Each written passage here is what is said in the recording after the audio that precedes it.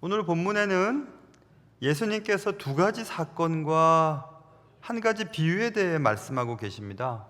겉으로 보면 개별적인 사건처럼 보이고 비유도 다른 사건과 연관이 없어 보이는데 사실은 이 두 개의 사건과 한 가지 비유는 매우 공통점을 가지고 있습니다.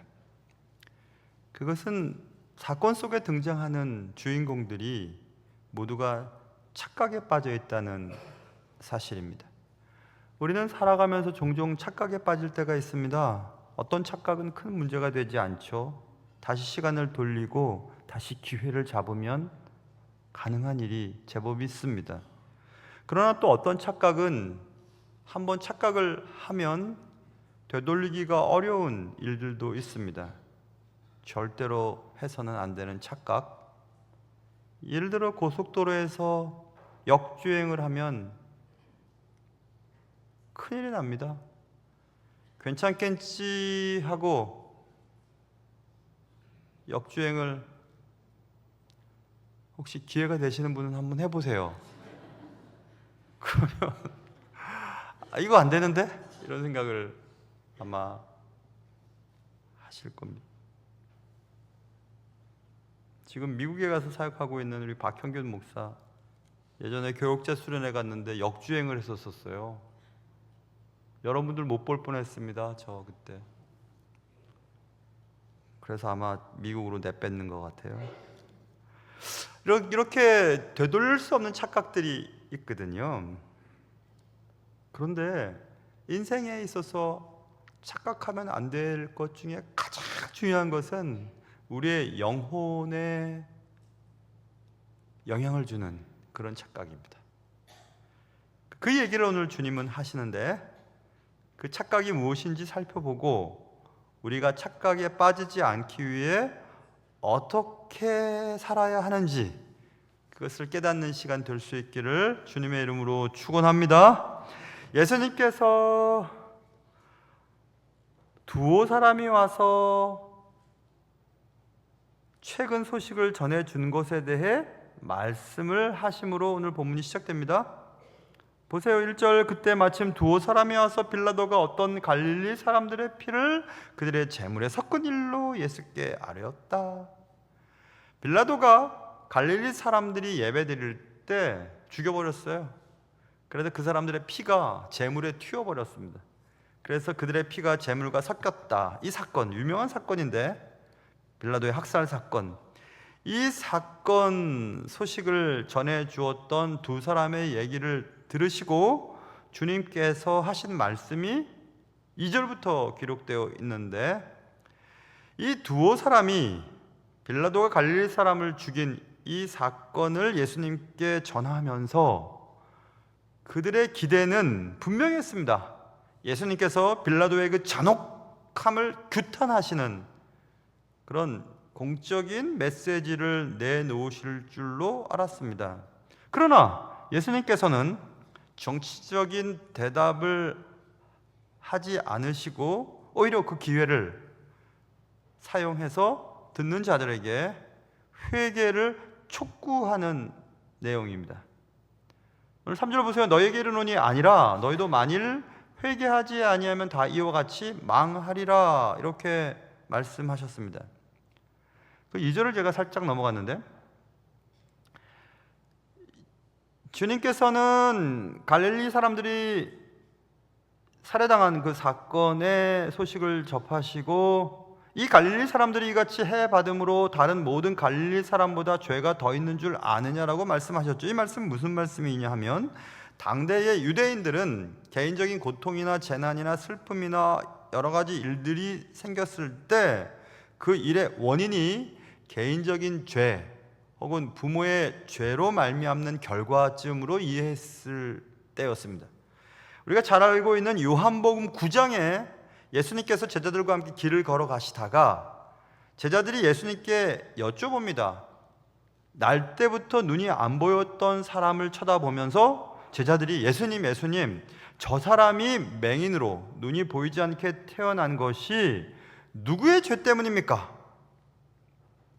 저 사람 스스로의 죄 때문입니까? 아니면 그의 부모의 죄 때문에 그가 안 보이게 태어났습니까? 라고 하는 질문을 했던 장면을 기억해 보세요. 그 당대 사람들은 아마 갈릴리 사람들이 예배를 드리다가 죽임을 당한 사건을 보면서 분명히 갈릴리 사람들이 숨겨진 죄악에 대한 하나님의 심판으로 그런 일들이 생겼을 것이라고 생각을 했습니다. 그런데 예수님께서는 그런 줄 알고 있지, 다른 사람보다 갈릴리 사람들이 더 죄가 있어서 그런 해를 받았는 줄 알지, 근데 그거 아니다. 만일 너희도 회개하지 아니하면 다 이와 같이 망할 거야 라고 말씀하시면서 회개에 대한 얘기를 하시고, 다 이와 같이 망한다 라고 하는 것은 육체적인 죽음을 말하는 것이 아니라 영원한 죽음으로 말미암는 망함에 대한 얘기를 하신다는 것을 알 수 있습니다. 우리는 지금 육체적인 죽음이나 어려운 일을 만났을 때 그 원인이 무엇일까 라고 고민을 하고, 그런 일을 당하지 않은 나 자신에 대해서 휴, 다행이다, 그리고 하나님께 오히려 감사합니다, 이렇게 얘기를 합니다. 그럼 그분들은 하나님께 죄를 지어서 나보다 더 착하지 않아서 그런 일을 당하고, 나는, 내 자식들은 하나님의 특별한 보호 때문에 어려운 일을 당하지 않고 병에 걸리지 않고 사고를 당하지 않은 것인가? 고민에 빠집니다. 그런데 주님은 아니야, 그런 거 아니야 라고 말씀하시면서 한 가지 사건에 대한 얘기를 또 얘기하십니다. 4절 보세요. 또 이 유명한 사건입니다. 이것도 실로암에서 망대가 무너져 치어 죽은 18사람 있지, 그 사람들이 예루살렘에 거한 다른 모든 사람보다 죄가 더 있어서 그런 일이 당하는 줄 아냐? 이런 얘기를 합니다. 실로암 망대가 무너져서 18명이 죽은 사건도 유명한 사건이었습니다. 만리장성 이후로 최고의 토목공사 중에 하나가 빌라도의 수로공사가 있었답니다. 빌라도의 수로공사로 인하여 망대가 무너진 사건이 있었는데, 그 사건 사고로 인해 18명이 돌에 깔려 죽었다. 그런데 너희들의 생각이라면 그들이 나머지 사람들보다 더 죄가 많아서 그들은 죽고 너희들은 사는 걸로 생각하지, 그거 아니라는 겁니다. 다시 또 얘기합니다. 만일 회개하지 아니하면 다 이와 같이 망하리라. 두 개의 사건을 얘기하시고 답을 하시고 똑같이 대답을 하십니다. 만일 너희도 회개하지 아니하면 다 이와 같이 망하리라. 그들의 죽음이 특별한 죄 때문에 말미암는 결과가 아니라고 말씀하셨습니다. 현대에도 우리는 많은 재난을 경험합니다. 1994년 아침에 저는 신학대학원, 지금도 양지에 있고 그때도 양지에 있었습니다. 그래, 통학을 제가 서울에서 했기 때문에 아침을 못 먹고 갔거든요. 그러면 학교에 도착하면 학교 식당에서 이제 밥을 먹었어요. 수업 전에. 그래, 학교 식당에 TV를 틀어놓았고 밥을 먹다가 이게 뭐야? 라는 화면을 보게 되었어요. 94년 성수대교가 붕괴한 사건이 그때 일어났었어요. 32명의 학생과 사람들이 죽임을 당했습니다. 94년 10월 21일. 깜짝 놀랐습니다. 94년 전, 한 오래전에 청년 때 성수대교를 지나면서 그때 청년부 한 자매가 이 다리가 무너질까봐 겁내하는 것을 보고 다리가 왜 무너지냐고 내가 막 그랬던 기억이 나거든요.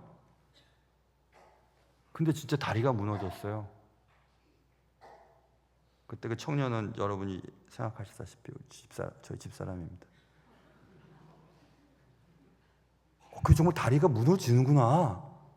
정말 비현실적인 장면을 보고 많이 놀랐습니다. 아니, 가던 버스가 강판이 떨어져서 뒤집혀서 학생들이 막 죽어나갔어요.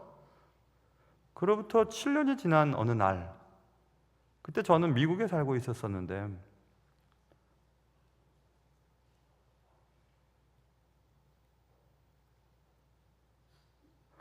학교에 갔다가 막 사이렌 소리가 나면서 막 집으로 가라는 겁니다. 그 백화점 몰에서 제 아내가 아르바이트를 하고 있었는데 몰에서도 다 철수를 하라 그러고 아이들도 다 학교에서 집으로 가라 그러고 난리가 났습니다. 미국에서 뭐 이런 사이렌 소리가 나지? 그 집에 와서 TV를 봤더니 무역센터 건물이 불이 타고 있는 거예요. 이게 도대체 뭐냐? 근데 뉴욕 시간으로 08시 14분에 그 일이 시작되고 오후 5시 20분 33초에 다 무너진 그 사건, 9.11 테러 사건이었어요. 3천여 명이 죽었어요. 확인된 분만 3천여 명이. 그럼 무너지는 것도 실제 중계로 보고 있는데 정말 현실적이지 않았습니다. 도대체 뭐지? 그로부터 2년 뒤에는 한국에서 지하철 참사 중에 가장 참혹한 참사라고 여겨진 대구의 지하철 참사가 있었죠. 2월 18일 200여 명이 사망했어요. 그로부터 11년 뒤 생각만 해도 마음이 아픈 세월호 참사로 300여 명의 학생들이 죽었어요. 4월 16일. 또 8년 뒤에 멀쩡한 골목에 아이들이 끼어서 150명이나 죽었어요. 이태원 참사 10월 29일. 이런 사건들과 사고를 여러분과 제가 접하면서 무슨 생각을 합니까? 어휴, 다행이다.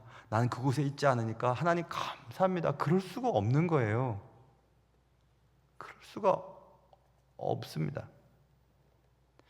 이런 큰 사건과 사고와 직접적으로 관계된 분들도 계시겠지만 저는 직접적으로 관계되진 않았으나 무척 놀란 것은 2022년 이태원 참사 때 저희 늦둥이 막내가 집에 안 돌아왔거든요.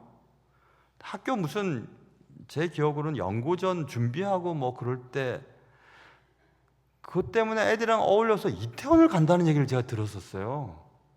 근데 애가 안 들어오는 거예요. 전화 연락도 안 됐어요. 얼마나 놀랐겠어요. 나중에 가려다가 약속이 뭐가 계획이 바뀌어서 다른 데에 갔다는 얘기를 들었어요. 그때 제가 다행이다 이런 얘기를 하잖아요. 근데 다행이라 하면서 그 다음에 벌어진 사건 때문에 그 너무 그런 말 하는 게 아니었는데 생각이 들었어요. 저희 막내의 고등학교 후배, 과학고 1학년 학생이 거기 갔다가 죽었어요. 그래서 그때 세브란스 10월 29일날 그런 사건이 있고 세브란스의 빈소가 우리 교인 중에서 누가 그때 빈소가 꾸려졌었는데 거기서부터 몇 호실 건너편에 그 아이 학생의 빈소가 있어서 저희 막내도 그쪽 빈소로 가고 저는 우리 교회 장례를 집례했던 기억이 나거든요. 근데 그 고등학교 학생이 외동아들이었어요. 아이고 참. 그래서 그 다음 날인가 그 과학고 학교 휴교도 했었죠. 이런 일을 접하면서 우리는 저 사람들 참 운이 없다. 내 아이는 거기에 없었으니까 다행이다. 야, 정말 다행이지. 그렇게 생각할 수가 없는 겁니다. 왜냐하면 우리가 살아가고 있는 이 삶이 당장 무슨 일이 생길지, 어떤 일이 벌어질지 모르기 때문에 그렇습니다. 그런데 저 사람들은 참 운이 없어. 뭔가 잘못한 것이 있으니까 저런 벌을 받는 거겠지. 저들은 하나님이 버리셨는지도 모르지. 우리는 하나님의 도우심으로 살아났어. 이렇게 얘기할 수가 없지 않겠어요? 어떻게 그렇게 얘기를 합니까? 무책임하게. 예수님의 말씀을 요약해보면 의인이든지 악인이든지 언제든지 죽음은 누구에게나 찾아올 수 있어. 중요한 것은 너희가 회개를 했는가 하지 않았는가에 대한 문제야. 육체적인 죽음은 다 죽게 되어 있잖아요. 그러나 영원한 죽음에 대한 선택은 우리가 이 땅에 살면서 회개를 했는가 하지 않았는가에 따라서 달라질 수 있으니까, 육체적인 죽음 이후에는 회개할 기회가 없으니까 사건, 사고를 당했을 때, 누군가 당했을 때 나는 회개했을까? 내가 이 사건을 당했을 때는 어떤 결과를 얻게 될까? 하는 것을 생각해 보라는 겁니다. 예배를 드리다가 빌라도에 의해 살해를 당한 갈릴리 사람들의 피가 튀어 제단에 섞여버렸다. 우연한 방식으로 죽임을 당하는 경우들도 있지요. 또 길을 가다가 실로암의 망대가 무너져 돌에 깔려 죽었다. 예상치 못한 죽음도 있을 수 있습니다. 이런 여러 가지 죽음 앞에서 우리는 어떤 생각을 해야 되는가? 재난은 남의 일이야. 우리는 거기서 제외됐으니까 감사할 뿐이지. 그렇게 말씀할 수 있는 것이 아니라는 얘기입니다. 예수님께서는 바로 그 지점을 지적하시면서 너희도 회개하지 않는다면 다 이와 같이 망할 거야. 영원한 멸망을 맞이하게 될 거야. 육체적인 죽임이 중요한 게 아니고 영원한 멸망을 맞이하게 될 거야. 그러니 회개해야 돼 라고 말씀하고 있습니다. 그러면서 또 한 가지 비유를 예수님이 더불어 드시는데 그게 6절부터입니다. 이에 비유로 말씀하셨습니다. 예수님의 비유는 이거였습니다. 한 사람이 자신의 포도원에 무화과나무를 심고 포도원 지기더러 무화과나무를 좀 잘 돌보라. 거기서 열매를 얻기를 기대하면서 무화과나무를 심었습니다. 1년이 지나고 2년이 지나고 3년이 지났는데도 열매를 맺지 못했습니다. 열매 맺기에 충분한 시간이 흘렀음에도 불구하고 아무런 변화를 얻지 못했습니다. 주인은 무화과나무를 통해서 열매를 얻지 못했습니다. 그래서 주인은 판단했습니다. 앞으로도 이 나무는 열매가 없을 거야. 찍어버려 라고 포도원 지기에게 얘기했습니다. 그런 이야기를 지금 주님이 하셨습니다. 이 얘기는 무슨 얘기냐 하면 3년 동안 열매를 맺지 못했다. 이건 구약과 비교해서 설명을 해야 되는데 구약에서 포도원은 세상을 말해요. 포도원에 심기어 놓은 무화과나무, 포도나무나 무화과나무는 이스라엘 백성들을 말합니다. 그래서 포도원 지기로 하여금 포도나무나 무화과나무를 돌보고 와서 그들에게 열매를 기대하는 포도원 지기는 메시아를 말해요. 예수님 자신을 말하는 겁니다. 예수님의 초기 공생의 3년을 말하는 거예요. 3년 동안 열매를 기대하면서 농사를 지었는데 열매가 없었어. 찍어버려라. 이 얘기는 하나님 선택된 백성들, 이스라엘 백성들에게 기대했던 선택된 백성들의 그 하나님의 계획이 열매가 드러내지 못하는 이스라엘 백성들 때문에 하나님의 축복이 이렇게 옮겨질 것 같은 그런 얘기를 말하는 겁니다. 무화과나무는 스스로 생각했겠죠. 아직 괜찮아. 시간이 있어. 그렇게 착각했을 줄 모르겠습니다. 포도원 지기이신 예수님의 간절한 부탁으로 주인은 1년을 더 기다리기로 했습니다. 포도원 지기의 말을 들어보세요. 8절 이르되 주인이여 금년에도 그대로 두소서 내가 두릅하고 거름을 주겠습니다. 만약 그 이후에도 만일 열매가 없으면 열매가 열면 좋거니와 그렇지 않으면 찍어버리소서라고 얘기하면서 주인에게 1년을 유예를 받습니다. 집행 유예 기간이죠. 예수님의 사역은 하나님의 심판을 유예한 사역이었어요. 좀 기다려 보십시오. 이렇게. 여기서 우리가 기억해야 될 것은 주인이 1년을 더 기다리겠다고 하신 것입니다. 하나님은 사랑이시죠. 사랑이시기 때문에 하나님은 많이 참으십니다. 기다려 주십니다. 그러나 하나님의 오래 참으심이 계속되거나 영원하시지는 않으세요. 왜냐하면 하나님은 사랑이시고 공의로우신 분이기 때문에 그렇습니다. 하나님의 속성 중에 하나님의 사랑과 하나님의 공의가 함께 들어있어요. 만약 공의가 없는 사랑이라면 그건 공정치 못하죠. 사랑이 없는 공의는 무시무시할 뿐입니다. 지금 여러분이 호흡을 하고 살고 계시지 않습니까? 지금 살고 있는 것은 남들보다 더 뛰어나서 살아갈 만한 이유가 충분해서 의인이기 때문에 하나님이 특별히 사랑하시기 때문에 그런 게 아닙니다. 모든 사람들이 맞이하게 될 최후는 똑같습니다. 죽습니다. 그러나 회개할 기회를 우리에게 주시는 하나님의 선물입니다. 무화과나무의 건강은 그 열매로 증명이 되지요. 우리의 신앙도 마찬가지입니다. 입술로의 고백이 아니고 우리의 삶의 열매가 하나님 앞에 드러나야 되는 겁니다.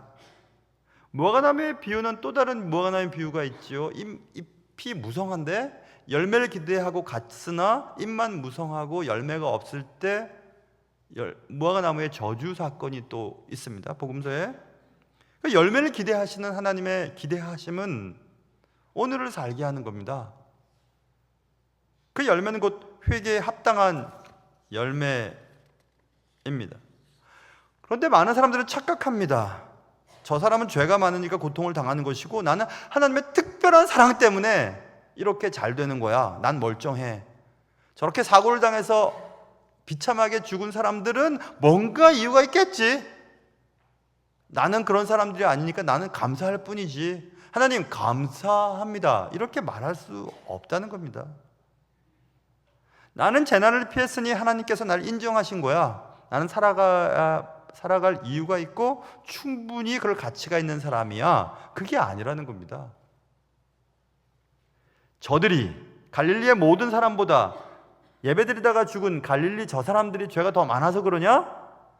망대에 치여 죽은 자가 예루살렘에 있는 모든 자들보다 더 죄가 많아서 그들이 치여 죽었는 줄 아냐? 아니라는 겁니다. 주님의 말씀은. 우리의 신앙이 그렇습니다. 하나님 우리에게 충분한 기회를 주십니다. 그 기회는 그러나 무한정하지는 않습니다.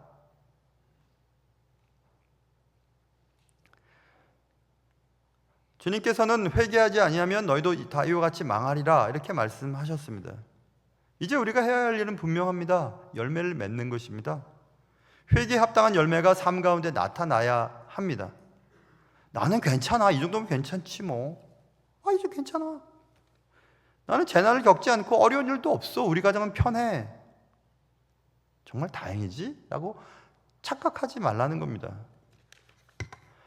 그렇다면 우리는 구체적으로 어떤 열매를 맺어야 할까요? 하나님은 무슨 열매를 기대하시는 걸까요? 세 개로 나눌 수 있어요. 첫째는 가정에서 기대하시는 열매들이 있으십니다.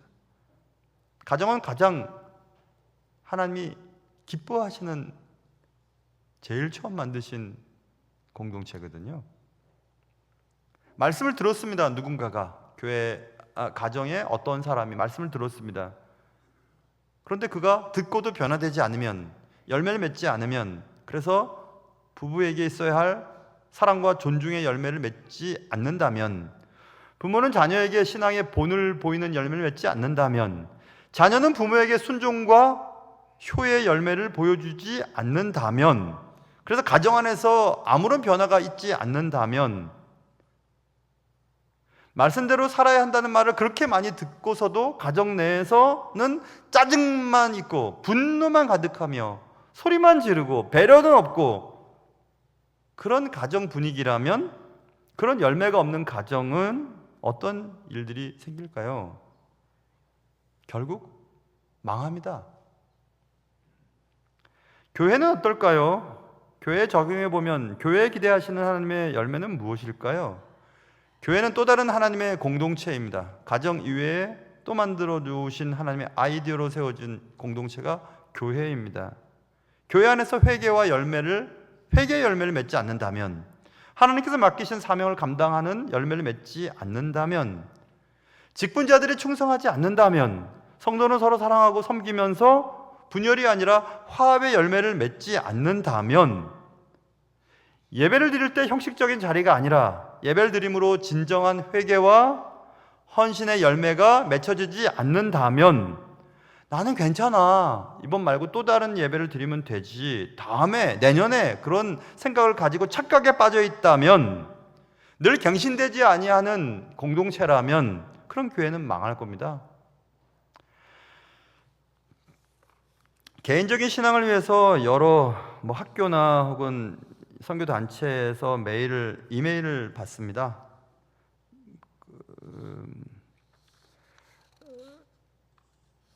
여러분도 아시는 맥스 루케이드라고 하는 미국 그 복음주의 작가가 계세요.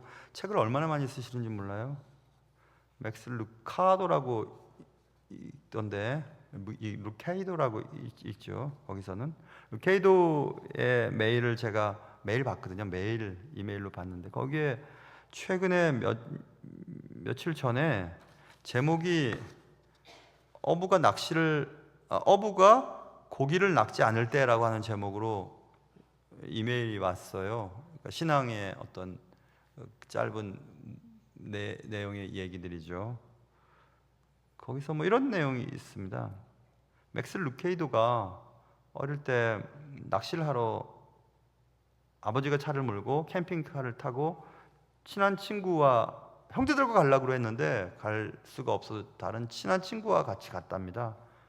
그런데 날씨가 아주 굳어서 꼼짝없이 캠핑카에 며칠 동안 갇혀 있었대요. 첫날은 뭐 게임도 하고 뭐 서로 얘기도 하고 뭐 재밌었대요. 캠핑카 안에서도. 낚시를 하러 갔는데 얘기만 했습니다. 둘째 날도 날씨가 안 좋아서 또 얘기만 하고 뭐 이런저런 뭐 게임도 하고, 셋째 날도 넷째 날도 그렇게 할수록 시간이 갈수록 처음에는 괜찮았는데 불평이 쌓여만 갔다. 친구의 단점이 보이기 시작했고 아버지와도 갈등이 생겼다. 결국 여행은 실패로 끝났다. 뭐 그런 얘기를 하면서 낚시하러 간 사람이 낚시를 하지 않고 가만히 있으면 싸우게 된다는 결론을 얻었다는 거예요. 그 얘기는 무슨 얘기하면 이겁니다. 어떤 사명이나 목적을 위해서 움직였는데 그 목적대로 살지 아니하면 불평이 생기고 싸움만 난다는 얘기입니다. 그것을 교회로 가지고 온다면 복음을 전해야 할 교회가 복음을 전하지 않고 선교에 관심을 기울이지 않고 우리 교회만 좋습니다. 우리끼리 잘 지냅시다. 재밌게 지냅시다 라고 하면 교회 내에 불평이 생기게 된다.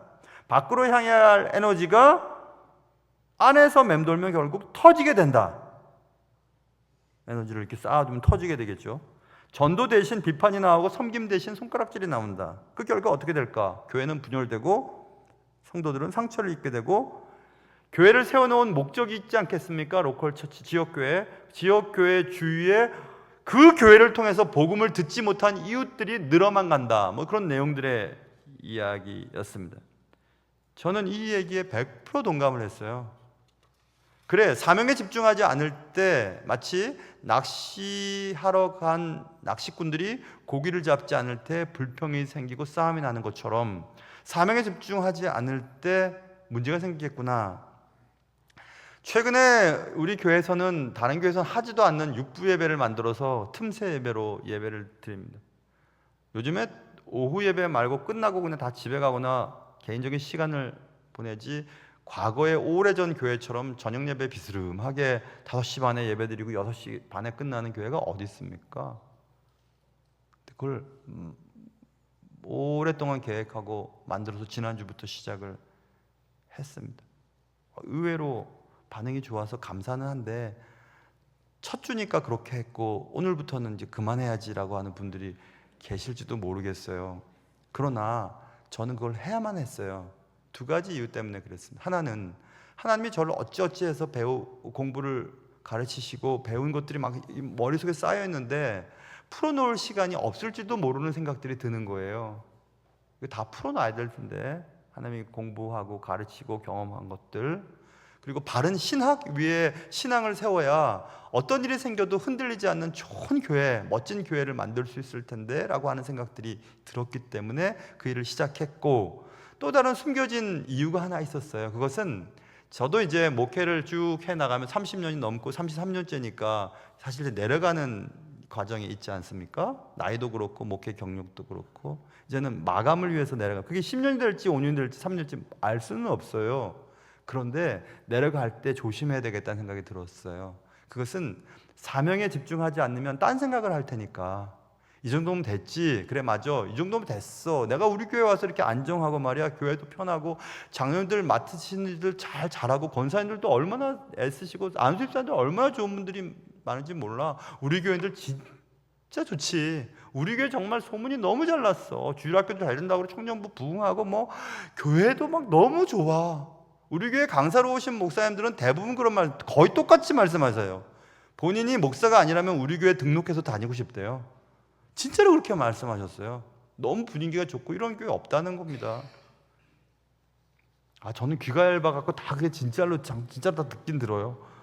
다 정말 그렇게 생각은 하는데, 근데 제가 고민이 빠졌어요. 뭐냐 하면, 맞아, 내가 지금 해야 될 사명, 그리고 내가 목사가 왜 되려고 했지? 목사가 되려고 한 것은 성도들 돌보고 신방하고 또 마지막까지 천국으로 이렇게 잘 인계하는 일, 그리고 또 이 땅에 살면서 하나님의 말씀으로 잘 살아드릴 수 있도록 잘 전달하는 일, 그런 일을 열심히 하지 않으면 딴 데 생각을 하겠구나, 게으름에 빠지거나 딴 데 에너지를 쓰거나 교회 이외의 것들에 대해서 관심을 기울이기 시작하면 한없이 밖으로 나가겠다는 생각이 들었어요. 그래서 안 되겠다. 그래서 제가 사명에 집중해야 되겠다. 그래서 사실은 제 스스로는 몸을 갈아 넣어 버려야 되겠다, 이런 생각을 한 겁니다. 그래서 하는 거예요. 수요일날 단기면 시리즈나 또 육부 예배, 틈새 예배 때에 그것을 준비하느라 사실 저는 주중에 거의 여유가 없어요. 눈만 뜨면 머릿속에 생각하고 책 보고 공부하고, 요즘에 책을 얼마나 많이 보는지 몰라요. 근데 재밌어요. 왜냐하면 사명을 수행하기 때문에 그래요. 여러분, 사명이 끝나면 살 이유가 없는 거 아니겠어요?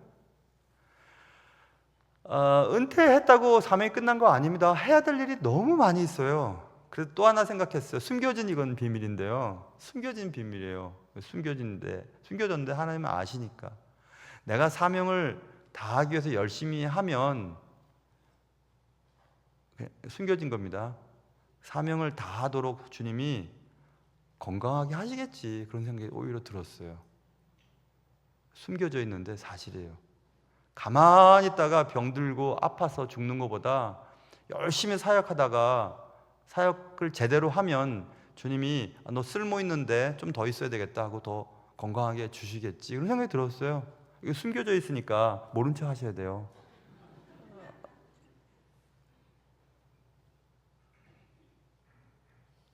그게 나한테는, 저한테는 열매예요. 하나님 앞에 올려드릴 열매입니다. 여러분들도 각자 맡겨진 사명이 있지 않아요?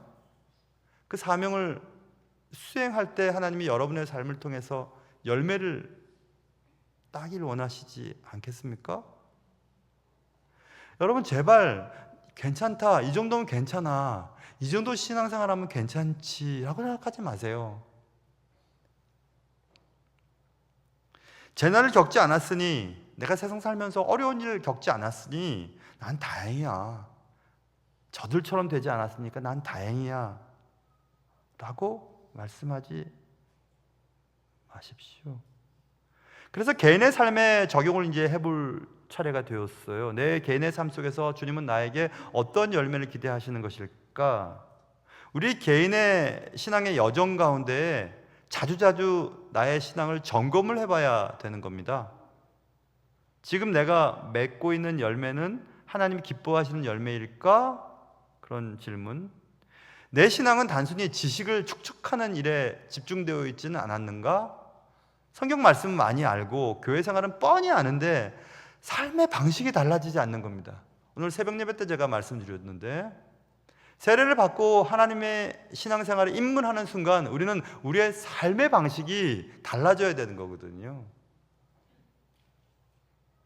주님을 닮은 삶의 방식으로 바뀌어야 되는 겁니다. 그게 열매들이죠. 혹시 나는 시간이 아직 많아, 나는 내년에 기회가 있을 거야, 다음 기회가 있을 거야 라고 생각하면서 착각 속에 살고 있지는 않은가요? 나한테는 그런 병이 생기지 않을 거야, 우리 집에는 그런 일이 생기지 않을 거야, 내 자식들에게는, 우리 가정에는, 우리 사업에는, 우리 교회는, 그렇게 혹시 착각하며 살고 있지는 않습니까? 사도 바울은 말도 많고 싸움도 많았던 고린도 교회에 보낸 편지에서, 고린도후서 13장 5절에서 믿음 안에 있는지 한번 너희 자신을 시험하고 확증해보라, 이런 얘기를 합니다.